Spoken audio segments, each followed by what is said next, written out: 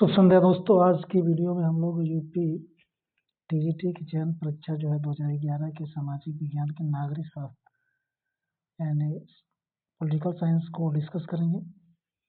Previous year के paper भी important है, पूरी व्याख्या के साथ इसमें हम लोग देखेंगे। तो बिना देर के इस वीडियो को हम लोग शुरू करते हैं। चैप्टर वाइज है तो मानवीय संबंधों के उस किसी भी अस्थायी रूप को राजनीतिक व्यवस्था कहेंगे जिसमें महत्वपूर्ण अंगों में शक्ति, शासन, सत्ता अंतर्ग्रस्त हो। यह परिभाषा रॉबर्ट डाहल महोदय ने दिया था, जो 1915 से लेकर 2014 तक एक आधुनिक राजनीतिक सिद्धांतकार और राजनीतिक विज्ञान के अत्यंत उच्च कोटि के प्रोफेसर थे। इन्होंने लोकतंत्र के बहुलवादी सिद्धांत पालियार के उदाहरणों का प्रतिपादन भी किया था। आर्म डेमोक्रेसी 1998 में इनकी रचना लिखी गई। हु गवर्न 1961 में और पॉलियार्ची जो है पार्टिसिपेटन ओपोजिशन 1971 में लिखा है उन्हें। दूसरा क्वेश्चन है कि राज्य सरकार जो है अभिव्यक्त रूप है, यह व्यक्ति के सामान्य उद्देश्यों की पूर्ति करता है, यह लीकॉक महोदय ने कहा था। और इनका मानना है कि राज्य अमूर्त है, उसका अमूर्त रूप ही सरकार है जो कि व्यक्ति के हितों की पूर्ति करता है। लीकॉक महोदय 1869 से लेकर 1944 तक एक प्रसिद्ध कनाडियन राजनीतिक वैज्ञानिक और लेखक थे। इनकी रचनाएं जो हैं इम्पोर्टेंट हैं। तो elements of political science 1906, dawn of Canadian history 1914, the discovery of England 1922। ये देखिए इम्पोर्टेंट भी क्वेश्चन है कि मनुष्य स्वतंत्र रूप से जन्म लेता है किंतु पग पग जंजीरों से जकड़ा हुआ है।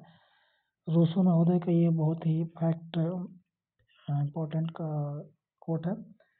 इन्होंने अपनी प्रसिद्ध कृति जो है सोशल कॉन्ट्रैक्ट 1762 में अंतर्गत इस समस्या पर विचार किया था कि मनुष्य किस प्रकार जो है प्राकृतिक दशा से निकल के सभ्य समाज का निर्माण करता है। और इन्हें इस प्रस्तुत कृति इस वाक्य से आरंभ होती है कि जो आपने स्टेटमेंट ऑफ पढ़ा, तो इससे आभास होता यह है कि मनुष्य को प्राकृतिक दशा में जो स्वतंत्रता प्राप्त थी सभ्य समाज में वह उससे वंचित हो जाता है। शक्ति ही नहीं वरन इच्छा ही राज्य का आधार है। यह स्टेटमेंट किसने दिया था? तो यह स्टेटमेंट ग्रीन महोदय ने दिया था। ग्रीन का कहना था कि राज्य की शक्ति या संप्रभुता जो है या प्रभुसत्ता मनुष्यों के नैतिक अधिकारों को लागू करने का साधन मात्र है।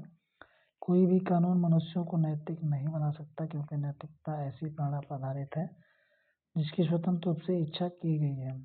तो ग्रीन ने लिखा ही था ये चीज जो आपने ऊपर पढ़ा है।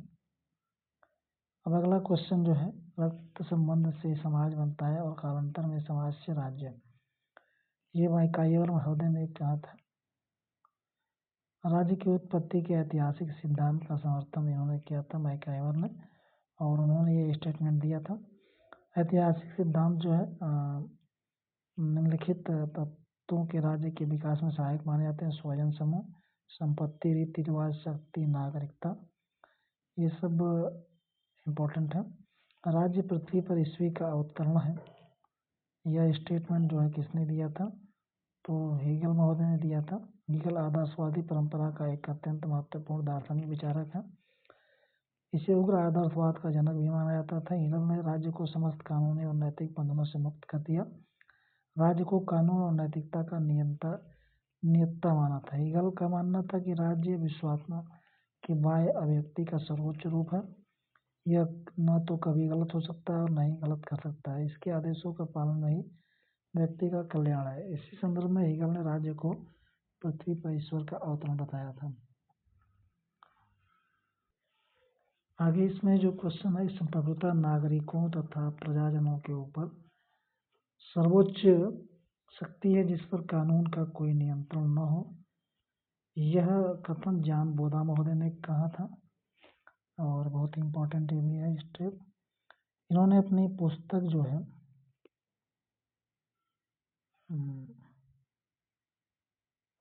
The six book concerning the Republic में संप्रभुता शब्द का प्रयोग किया था, लेकिन इन्होंने सीमित संप्रभुता सिद्धांत का प्रतिपादन किया था, क्योंकि आगे देखेंगे,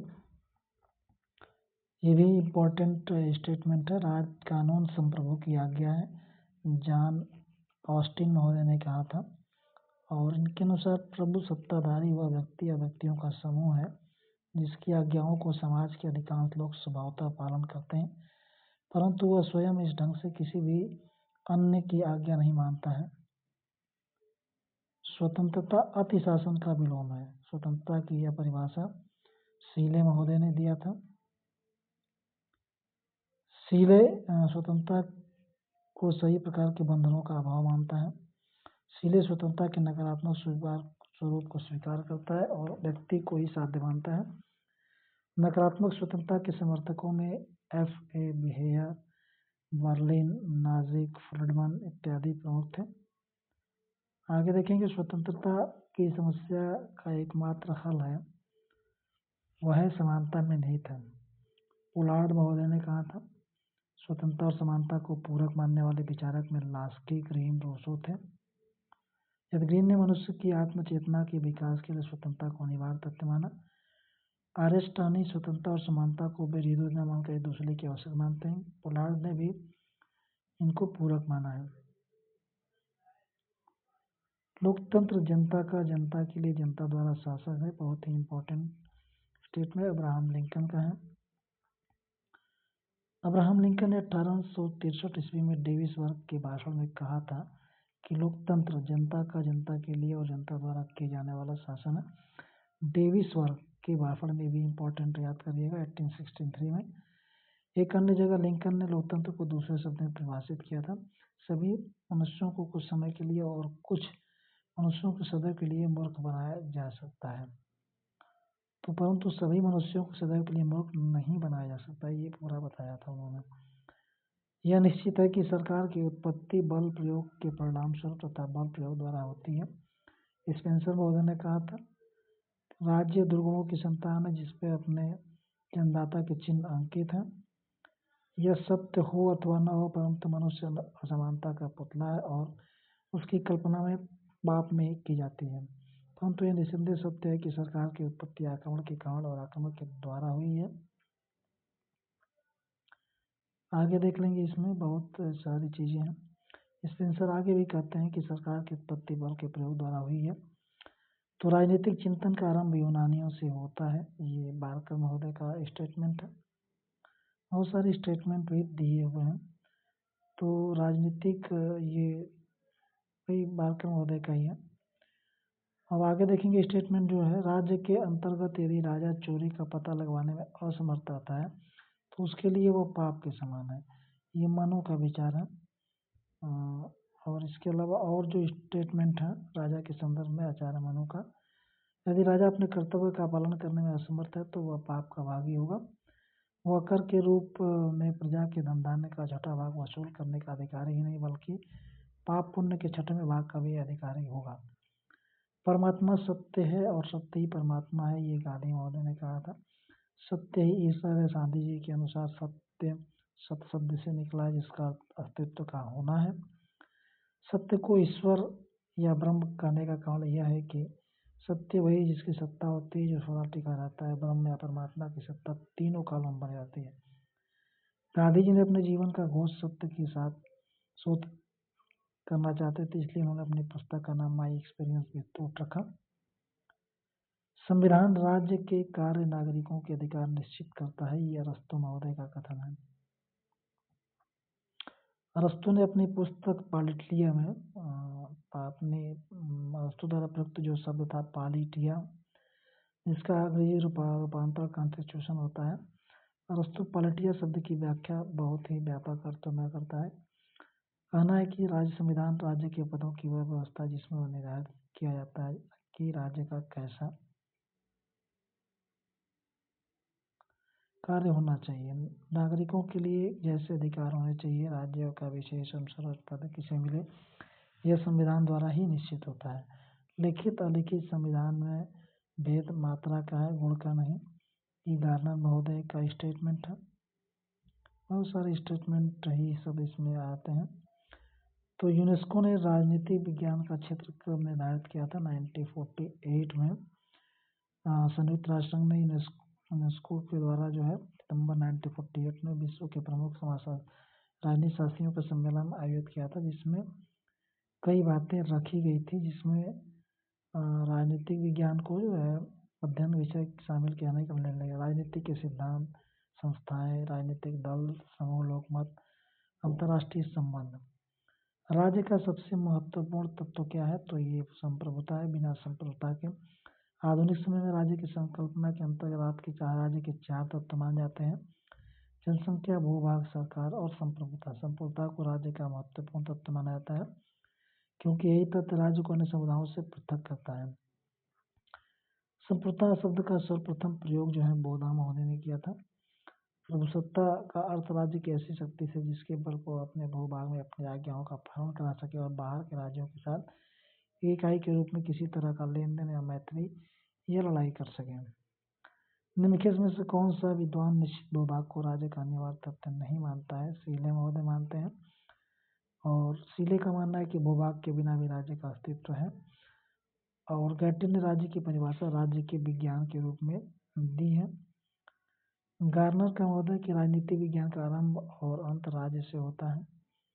क्लास्की राज्य अन्य सभी समूहों की तुलना में अपनी सर्वोच्चता का दावा करता है। राज्यों का वर्गीकरण सर्वप्रथम किसने किया था?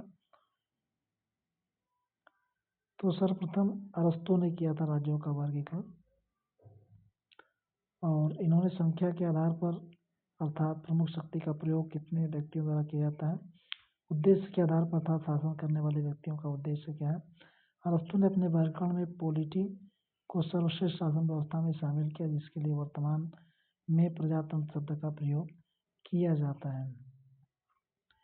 सीमित संप्रभुता के सिद्धांत का जनक निम्नलिखित में से लॉक है, और इन्होंने लाख सामाजिक समझौते के माध्यम से आपस की तरह निरंकुश प्रभुसत्ता का प्रतिपादन न करके सीमित एवं संवैधानिक संप्रभुता के सिद्धांत का प्रतिपादन किया। लाख का मानना है कि सरकार यदि नागरिकों के अधिकारों का अतिक्रमण करे तो नागरिकों का यह अधिकार सरकार को बदल देगा।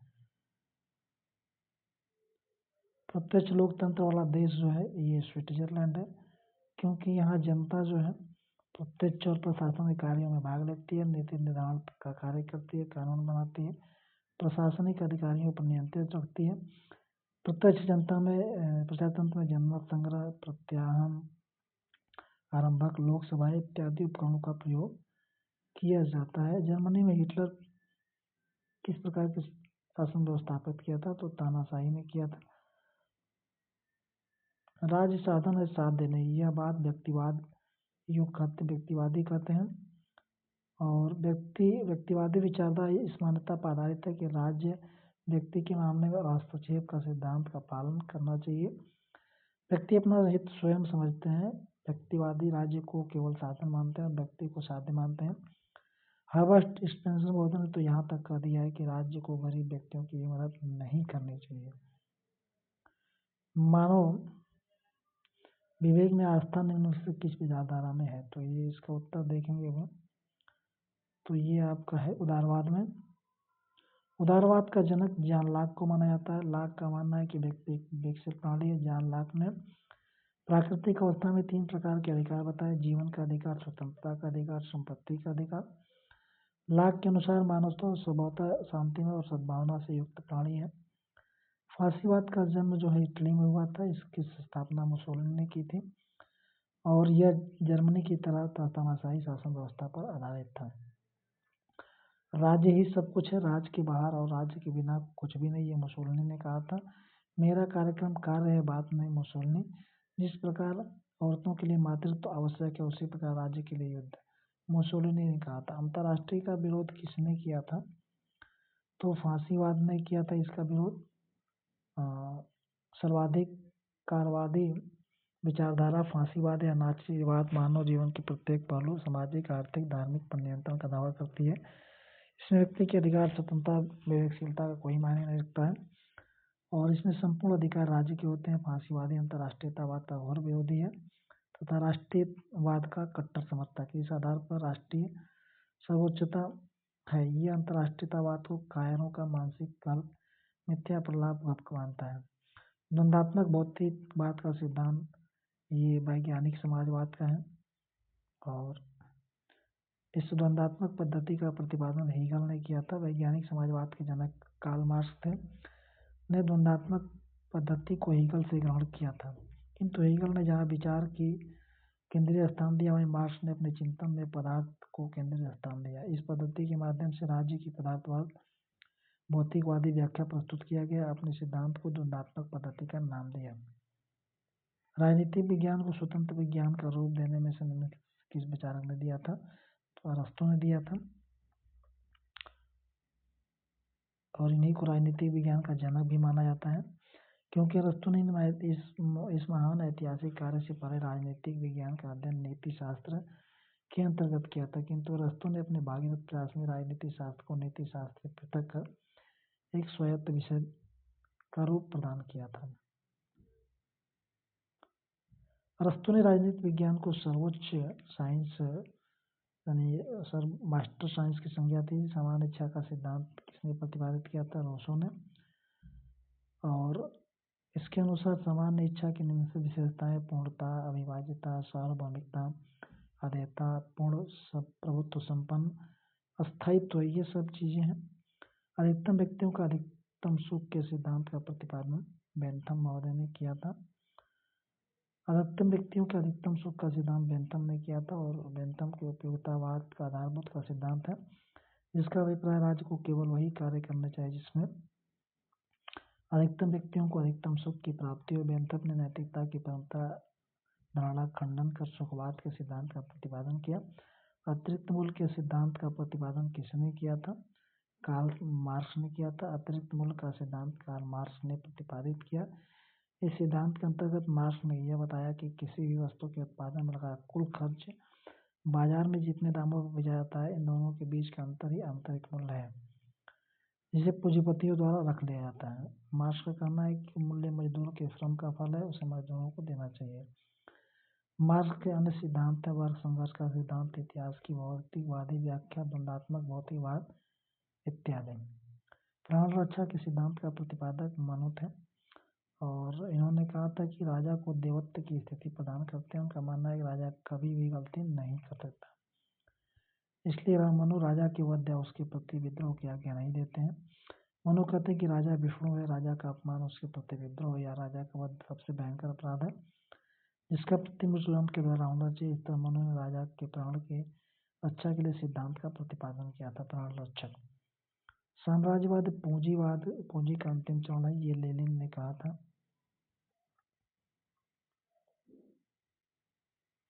लेनिन जो 1870 से लेकर 1924 के युवा प्रथम व्यक्ति था जिसने मार्क्स के दर्शन की व्यवहारिकता को धरातल पर चरितार्थ किया। सोवियत संघ के रूप में विश्व के प्रथम साम्यवादी राज्य की स्थापना की। लेनिन ने अपनी प्रसिद्ध रचना imperialism the highest stage of capitalism 1917 के साम्राज्यवाद पर तीव्र प्रहार करते हुए साम्राज्यवाद को पूंजीवाद की अंतिम अवस्था बताया। अगला क्वेश्चन देखेंगे, राज्य एक आवश्यक बुराई है, यह कथन जो है व्यक्तिवादियों का है, इसमें बहुत कुछ है नहीं।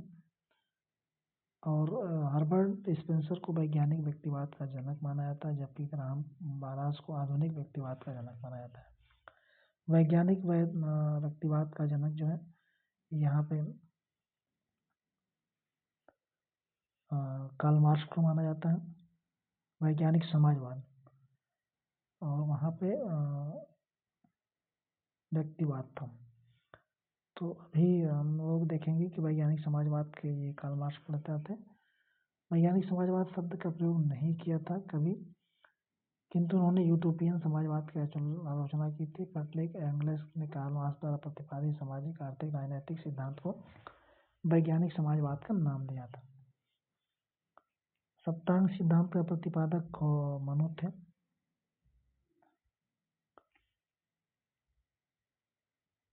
सप्तांग सिद्धांत प्रतिपादन किया मनु, शुक्र, बृहस्पति, इन सभी ने सप्तांग सिद्धांत, परंतु सबसे पहले साधन देने वाला मनु ही था। तो यह प्रतिपादक की बात की जाए तो उसका सही उत्तर मनु ही होगा, ना कि कौटिल्य। प्लेटो के आदर्श की विशेषता निम्नलिखित में से क्या है? पुरुष प्रधान परिवार नहीं है, बाकी है सब। दार्शनिक का शासन, विवाह, वर्ग की संपत्ति, परिवार का नर नारी के समान अधिकार, प्लेटो ने आदर्श राज्य की जो स्थापना के लिए जो सिद्धांत बताए, न्याय का सिद्धांत, अभिभावक वर्ग के लिए संपत्ति और परिवार का साम्यवाद, दार्शनिक शासन, शिक्षण व्यवस्था, नर नारी के समान अधिकार। निम्नलिखित में से अध्यक्षात्मक सरकार किस देश में है? संयुक्त राज्य अमेरिका में है। इस शासन प्रणाली के अंतर्गत शासन के तीनों अंगों कार्यपालिका, व्यवस्थापिका, न्यायपालिका के बीच स्पष्ट विभाजन होता है और हर अंग एक दूसरे से स्वतंत्र होते हैं। यह शासन प्रणाली शक्ति पृथक्करण के सिद्धांत पर आधारित होती है, जिसका प्रतिपादन मॉन्टेस्क्यू ने किया था। नागरिकता प्राप्त करने के लिए निम्नलिखित कौन सा साधन है? जन्म के आधार पर। भारतीय संविधान के आर्टिकल भाग 2 के आर्टिकल 5 to 11 तक नागरिकता के बारे में प्रावधान किया गया है। नागरिक अधिकार नागरिकता अधिनियम 1955 के तहत निम्न प्रकार से नागरिकता प्राप्त की जा सकती है। तो जन्म द्वारा, वंश द्वारा, परंपरा द्वारा, देशीकरण द्वारा, पंजीकरण द्वारा और भूमि विस्तार द्वारा। भारतीय संसद में नागरिकता अधिनियम 1955 में पारित हुआ था। भारत में निर्वाचन आयोग का गठन संविधान के 21 अनुच्छेद में किया गया है। तो आर्टिकल 324 में इसकी डिटेल व्याख्या की गई है।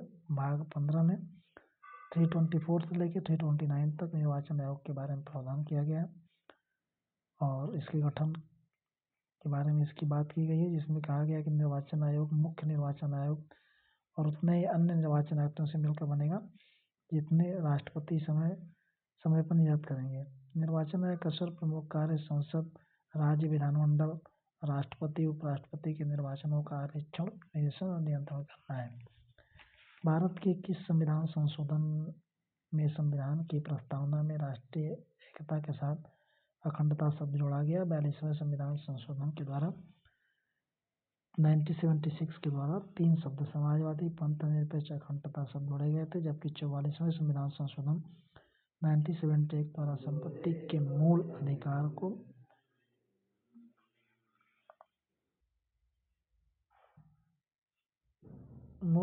की सीढ़ी से हटाकर आर्टिकल 300 में रखकर उसे कानूनी अधिकार बना दिया गया। भारतीय संविधान सभा के अध्यक्ष कौन थे? तो राजेंद्र प्रसाद थे।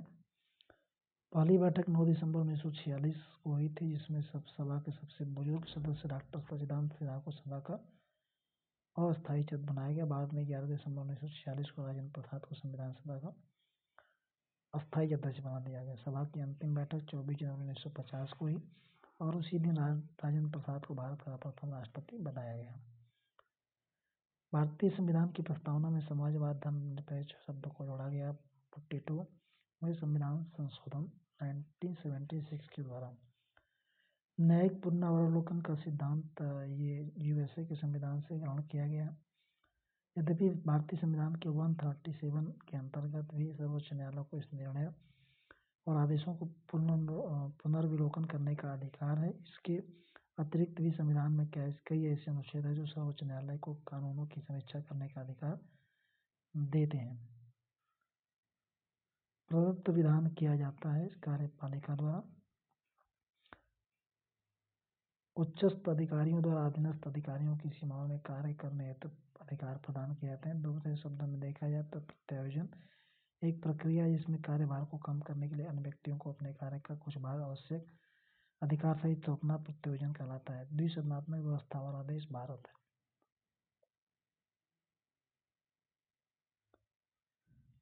भारत में संघात्मक शासन प्रणाली को अपनाया गया। इस प्रणाली में शक्तियों का विभाजन संघ और इसकी इकाइयों के मध्य होता है। इस प्रणाली को जो देश अपनाता है उस देश की व्यवस्थापिका द्विसदनीय होती है। प्रथम सदन, जो कि निम्न सदन कहा जाता है, इसमें संघ की जनता का प्रतिनिधित्व होता है। जबकि द्वितीय सदन, जो उच्च सदन होता है के नाम से, इसमें संघ की इकाइयों का प्रतिनिधित्व होता है।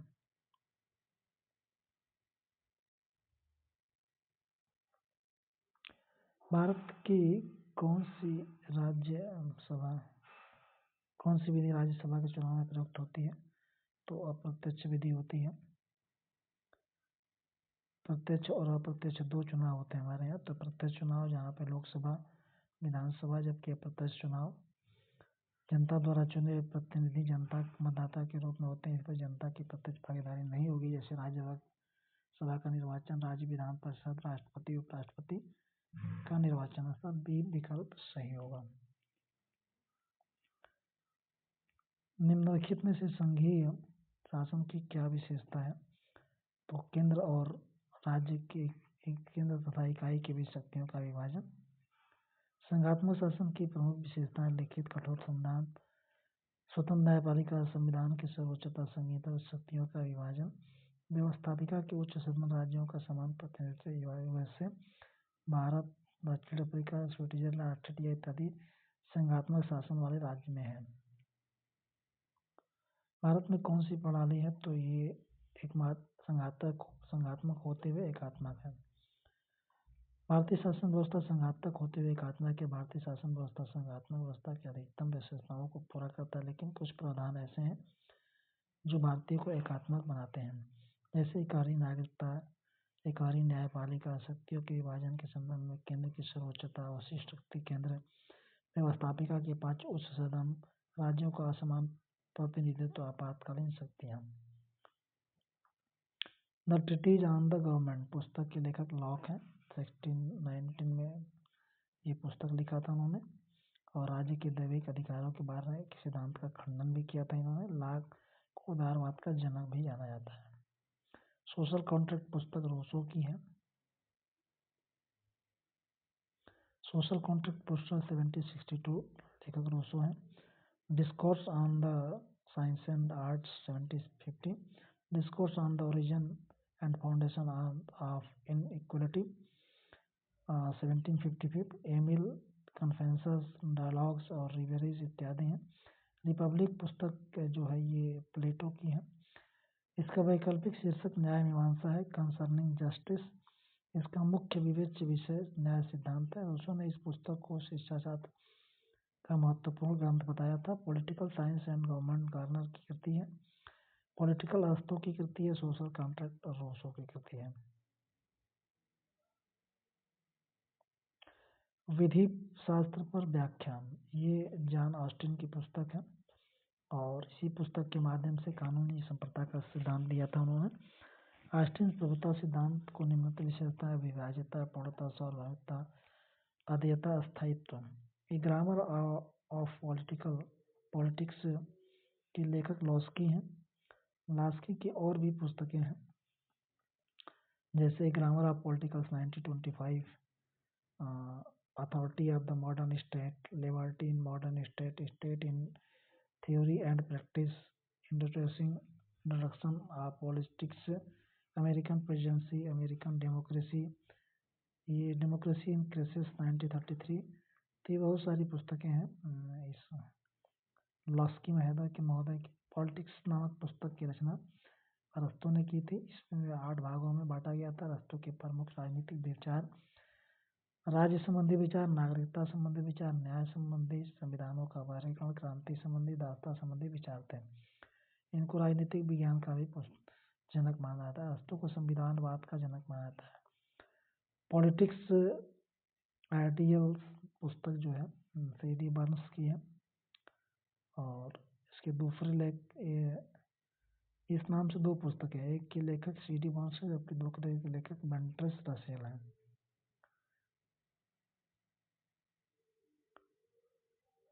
राजनीतिक अर्थशास्त्र की एक समीक्षा है। ये पुस्तक कार्ल मार्क्स ने लिखी है, और इनकी पुस्तक दास कैपिटल, कम्युनिस्ट मैनिफेस्टो है। वर्ग सिद्धांत, वर्ग संघर्ष का सिद्धांत दिया, द्वंद्वात्मक भौतिकवाद का सिद्धांत, मूल का सिद्धांत, इतिहास की भौतिकवादी व्याख्या। Discourse on the art and science नामक पुस्तक रूसो ने लिखा है, और इसकी बहुत सारी पुस्तकें भी हैं। नैतिकता तथा व्यवस्थापन के सिद्धांत का परिचय नामक पुस्तक के लेखक बेंथम है। 1789 में इस पुस्तक को लिखा था। Introduction of the principle of moral and legislation. Bentham ने इस पुस्तक के माध्यम से उपयोगितावादी सिद्धांत की व्याख्या की है।